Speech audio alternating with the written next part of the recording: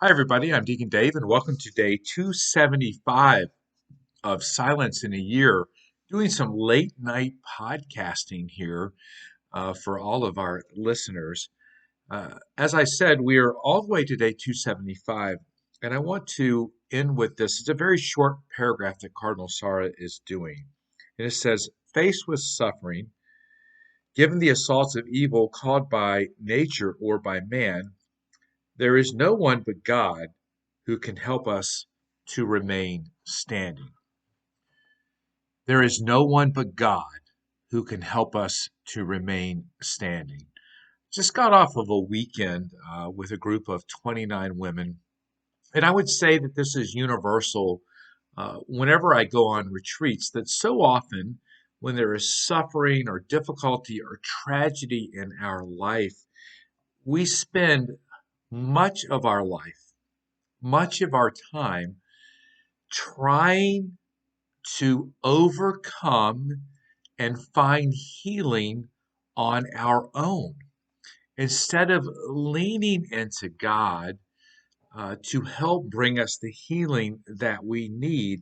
And so I think it's a very powerful statement right at the end. No one but God who can help us to remain standing. So this idea of standing is, I would say, being healed, not allowing the things that have happened in our past to define our present or our future. And so often this idea of standing means that we have to surrender to God. And what I mean by surrender is not to give it to God, because the reality of it is, everyone, is that the things that have happened to us, we're not going to forget them. They're still going to be there. There are certain things that are going to make what has happened in our past present. And so that suffering, if you will be triggered, reignited by whatever it is that brings that memory to the forefront. But if we surrender this to God, then, as I said, it doesn't mean we're giving it over. We're actually inviting Jesus into that place. So the things that happen in our lives, okay, they are a part of the fabric of our life. They are a fabric of what make up our existence. Okay. And so these things are not removed from who we are, nor will they ever be removed from our memory. However, they can be removed from having a negative effect on our spiritual lives. And this means that we have to invite Jesus in so that he immerses himself into that place, right? So that when we have that trigger or something that makes us think about that memory, that more than anything else, we see Jesus. We see his love, we see his mercy, we see his understanding. And then whatever it is that we are remembering no longer has the same power that it did before. I've had many instances in my life where I was really struggling, and I was in the tomb, if you will, or still up on the cross in the passion of suffering. And so let me look at this in two different ways. If you're still on the cross, you're still actively suffering from something that happened.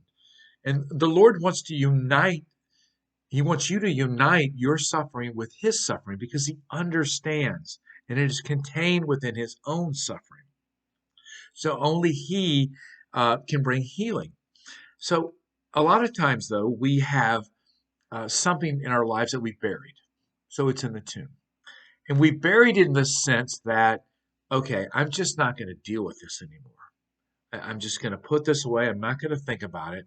Well, that doesn't work out too well because there are so many things that might trigger our memory of something that happened that we've tried to bury. And so often in retreats, what I will tell people is you have to invite Jesus into the tomb to lay with you, to console you, to give you understanding. And then it's Jesus that brings us out of the tomb. We might try to get out of the tomb on our own, but the reality of it is it's the power of God's love that he takes us and brings us out of the tomb. So maybe there's something that you're holding on to in your life that you've buried and you've put away, yet it finds a way to resurface every now and again. I'm going to suggest to you that you actually take time in prayer to invite God into that place, to sit with you in that place, and then to resurrect you from that place. And knowing now that this memory, this struggle, this difficulty that sometimes takes hold of us has been reconciled and resurrected in the name of Jesus. When it comes to your mind in the present, what you see is God. You see Him who loves you and who has reconciled you to Himself. I wish I could tell you like tangible steps to do this, but in my own life, it's been simply, Lord, I just can't do this on my own. And I surrender this to you. I invite you into it completely so that you might be immersed in everything that is trying to take hold and control of me, so that you instead, Lord, might have control over it. And when you're able to do this, it is amazing what God can do. And here's the next part of this. He can then, after it's been healed in your heart, after it's been reconciled, He then takes it and He uses what you thought had no value, and He uses it to bring healing to other people. Because you see, what He'll do is He'll put people in your life that have had similar situations and similar struggles.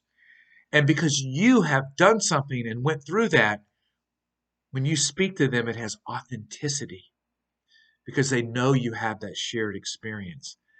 And so you can share with them how God has overcome this struggle, this hurt that you have in your own life. And it just resonates with people when you can do that.